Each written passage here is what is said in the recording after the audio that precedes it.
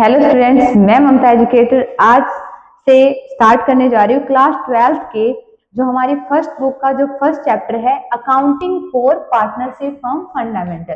इसके बारे में हम पढ़ेंगे कि पार्टनरशिप फर्म होती क्या है। देखिए, हमें अकाउंटिंग करनी है किसके लिए? पार्टनरशिप फर्म के लिए। तो सबसे पहले हमें ये तो पता होना चाहिए कि पार्टनरशिप होती क्या है, पार्टनरशिप में क्या रूल्स एप्लीकेबल्स होते हैं, अगर कोई पार्टनर बिजनेस स्टार्ट करना चाह रहा है तो क्या ड्यूटीज होते हैं, क्या राइट्स होते हैं। तो और पार्टनरशिप का मेन तो मीनिंग पता होना चाहिए। तो आज हम इसको डिटेल में समझते हैं कि देखिए पार्टनरशिप होती क्या है।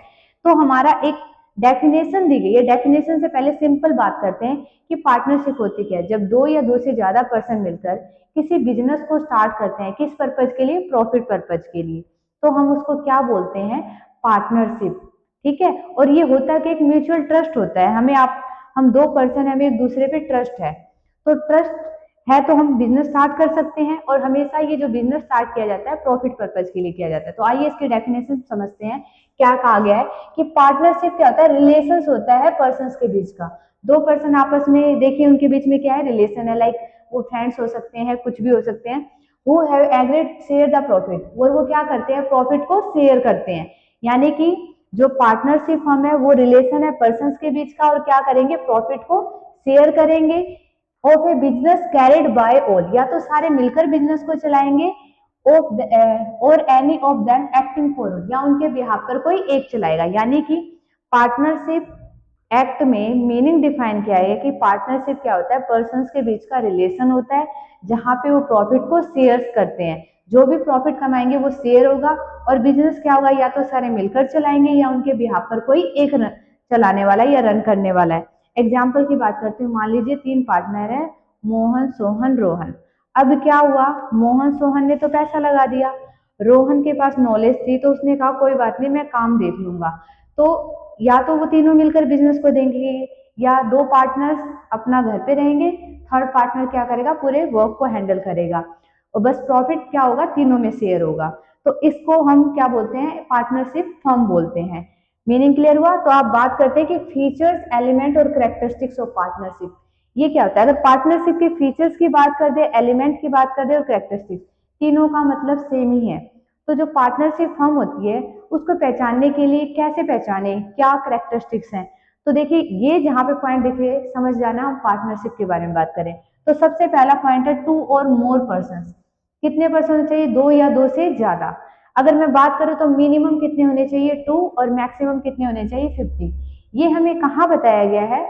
पार्टनरशिप में नहीं डिफाइन है। ये सेंट्रल गवर्नमेंट ने बता रखा है कि मैक्सिमम कितने पार्टनर होने चाहिए? 50।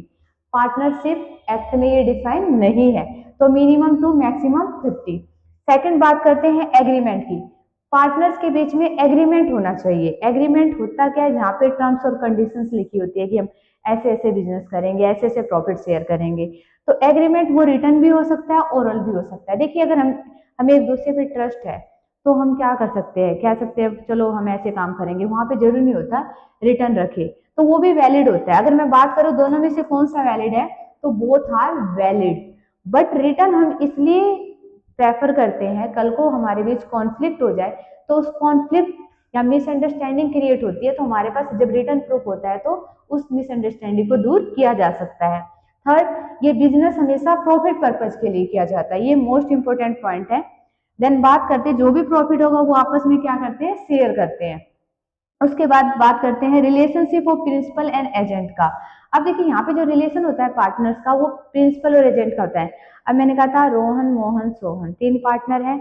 अब रोहन कोई काम करके आता है, कोई डील लेकर आता है, तो वो एक एजेंट के रूप में काम कर रहा है। और मोहन और सोहन उस वक्त क्या है? उसके प्रिंसिपल है। तो रिलेशन कैसा हो रहा है? प्रिंसिपल और एजेंट का हो रहा है।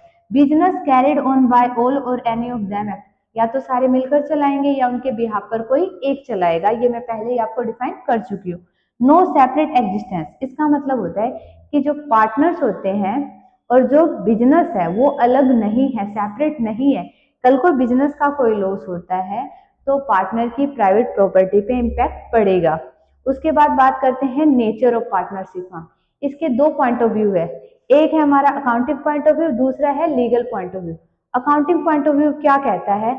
बात करते, देखिए जो हमारा अकाउंटिंग पॉइंट ऑफ व्यू है वो ये बोलता है कि पार्टनर और बिजनेस सेपरेट है। हम यहाँ पे दो व्यू की बात करेंगे, दो तरीके से डिफाइन किया गया है कि पार्टनरशिप फर्म का नेचर। तो अकाउंटिंग के अकॉर्डिंग अगर बात करें तो पार्टनर और बिजनेस सेपरेट होते हैं। कल को अगर बिजनेस में लॉस होता है, पार्टनर की प्राइवेट प्रॉपर्टी पे कोई इम्पैक्ट नहीं पड़ेगा। उसके बाद बात करते हैं लीगल पॉइंट ऑफ व्यू। ये कहता है कि बिजनेस और पार्टनर सेपरेट नहीं है। कल को अगर लॉस होता है तो पार्टनर की प्राइवेट प्रॉपर्टी पे इम्पैक्ट पड़ेगा। तो आई होप आपको ये समझ में आया होगा। तो समझ में आया तो इस वीडियो को लाइक कीजिए, शेयर कीजिए, सब्सक्राइब कीजिए। ऐसे ही मैं और वीडियो अपलोड करती रहूंगी जहाँ पे हम प्रैक्टिकल क्वेश्चंस की बात करेंगे। जितने भी प्रैक्टिकल्स हैं उसको सोल्व करती रहूंगी। और ठीक है, थैंक यू सो मच।